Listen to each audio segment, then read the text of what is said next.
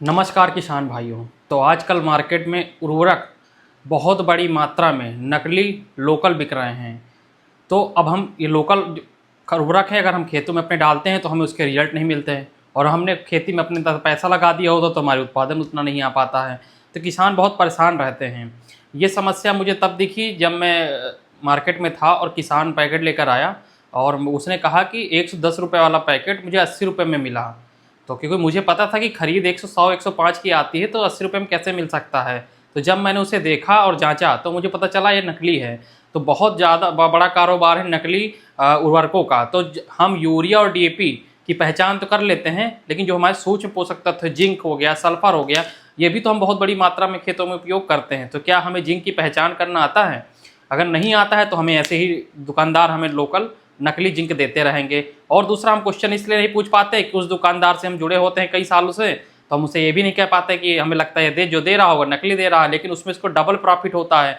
जो 100 की खरीद है वो उसको 60 रुपये की पड़ रही है और आपको 80 में दे रहा है। आपको भी लग रहा है कि मुझे कम मिल रहा है, सस्ता मिल रहा है मार्केट से, बट सस्ता नहीं होता है, वो नकली होता है। बहुत बड़ी मात्रा आप न्यूज़पेपर में देख रहे हैं कि आपको समय टू समय आपको देखने को मिलती है कि कहीं डीएपी नकली पकड़ी गई, तो कहीं पोटास नकली पकड़ा गया, कभी बाल्टियों में जो जाइम आता वो नकली पकड़ा गया। छोटे छोटे सूक्ष्म पोषक तत्व उर्वरक हैं, बहुत ज़्यादा बड़ी मात्रा में पकड़े जाते हैं, और ये लगातार ये न्यूज आती रहती है। तो हमें किसी भी उर्वरक को पहचानना बहुत ज़रूरी है कि उसकी जांच कैसे करनी चाहिए और जल्दी से जल्दी कैसे कर लें, तुरंत तरीके से। ज़रूरी नहीं है हमें कोई लैब में जाना है, हम प्रैक्टिकली रूप में कैसे करें तो मैं बताने वाला हूं कि आपको जिंक की पहचान कैसे करनी है। और जिंक के साथ साथ जब मैं जिंक की पहचान बताने वाला हूं, साथ साथ आपको ये भी पता चल जाएगा डीएपी की पहचान भी कैसे करनी है, और दोनों हमारे शुद्ध है या नहीं शुद्ध है ये भी पता चल जाएगा, और किसके साथ हमें मिलाना चाहिए कि नहीं मिलाना चाहिए। तो आपको इस वीडियो से बहुत सारी जानकारी मिलने वाली है। तो अभी तक अगर वीडियो को आपने चैनल को सब्सक्राइब नहीं किया तो चैनल को जरूर सब्सक्राइब करें, क्योंकि मैं आप लोगों के लिए नए नए वीडियो लेकर आता रहता हूँ, कृषि से जुड़ी हुई नई नई तकनीक लेकर आता रहता हूँ।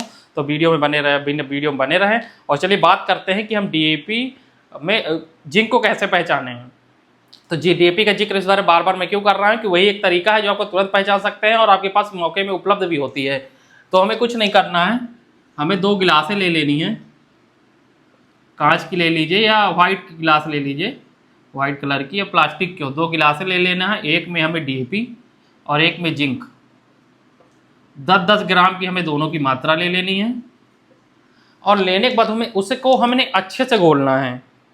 और जब हमारा घोल अच्छे से आपको लग जाए कि पूर्ण रूप से घुल चुका है, कुछ नहीं करना है आपको, चाहे डीएपी को जिंक में डालिए और चाहे जिंक के घोल को आप डीएपी में डालिए।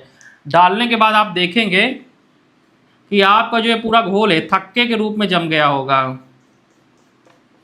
जो आपका लिक्विड है ये पूरा थक्के के रूप में जम गया होगा, बिल्कुल ठोस हो गया होगा। तो इससे ये पहचान हो जाएगी कि आपका जिंक भी असली है और डीएपी भी असली है। अब बात यहीं पे आती है कि दोनों को मिलाने में जम क्यों जा रहा है।